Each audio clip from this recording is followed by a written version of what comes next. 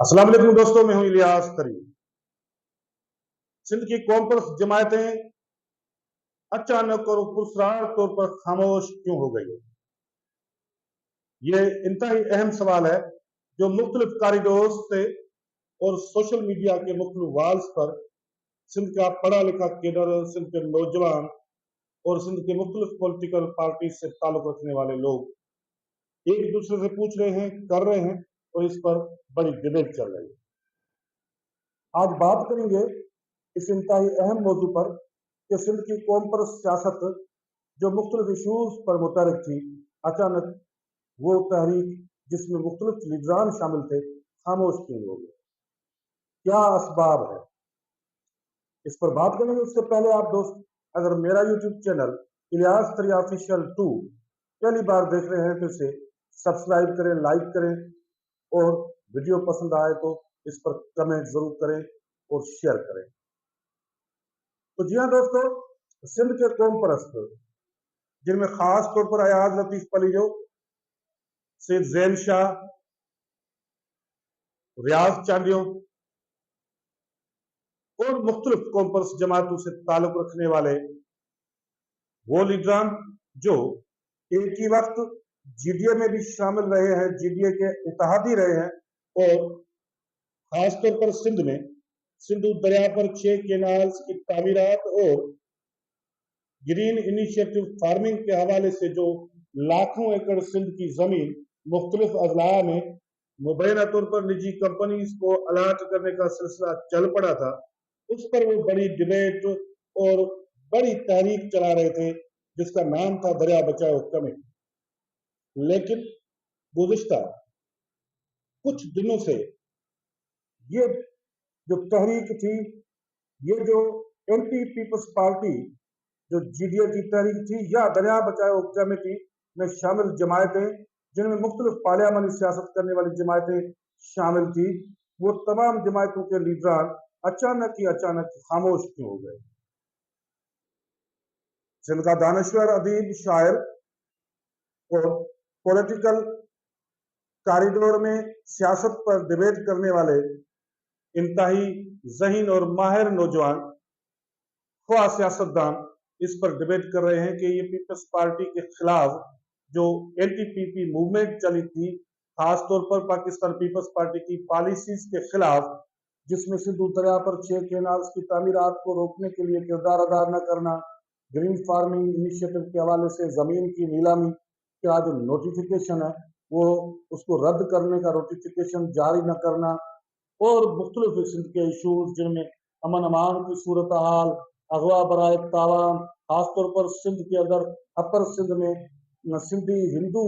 जो मुख्तलिफ बिजनेसमैन हैं, कारोबारी लोग हैं, उनको मुबैना तौर पर तावान के लिए अगवा करना, ये तमाम मामला और मुख्तलिफ इशूज, बदअमनी, लाकानूनियत, सेहत, तालीम, बेरोजगारी का उरूज, इन मामला पर जो तहरीक चल रही थी वो अचानक थम क्यों गई है, खामोश क्यों हो गई है? इस पर बड़े तबसरे हो रहे हैं। जो जराए से हमें मालूम हुआ है वो ये है कि ये तमाम जमायतें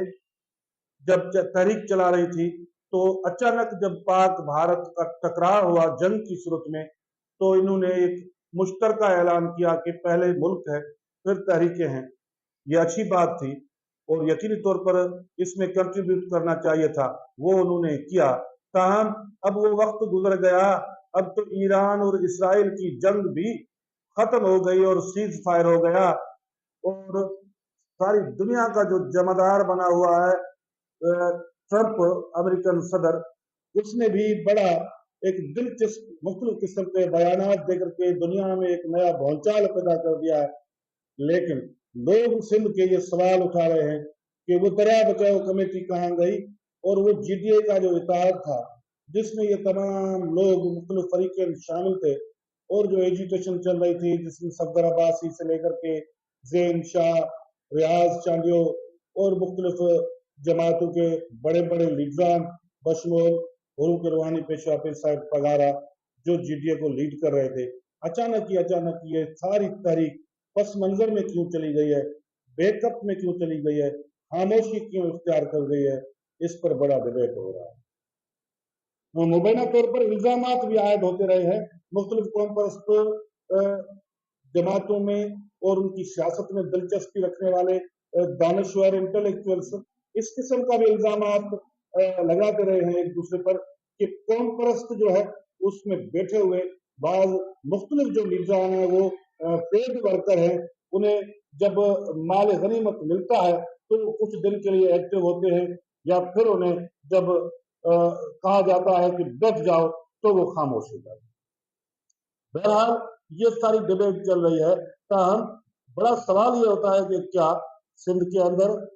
थरपाकर की उमरकोट डिस्ट्रिक्ट के अंदर 1,90,000 से जायद एकड़